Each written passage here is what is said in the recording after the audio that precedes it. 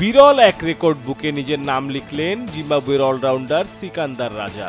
চেন্নাইয়ে ভারতের বিপক্ষে টি-20 বিশ্বকাপের সুপার 8-এর ম্যাচে 15 রান করতেই 3000 রানের মাইল ফলক ছোঁন সিকান্দার রাজা। তাতে দ্বিতীয় ক্রিকেটার হিসেবে 3000 রান ও 100 উইকেটের মালিক হলেন।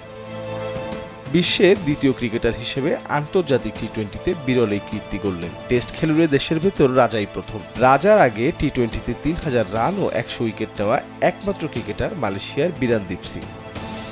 26 বছর বয়সী বিরানদীপ 111 টি-20 খেলে 3000 রান ও 100 উইকেটের মালিক হয়েছেন। 132 ম্যাচ খেলে রাজার নামের পাশে 104 উইকেট ও 3016 রান। জিম্বাবুয়ের প্রথম ও বিশ্বের 14তম ক্রিকেটার হিসেবে এই সংস্করণে 3000-এর বেশি রান করেছেন রাজা।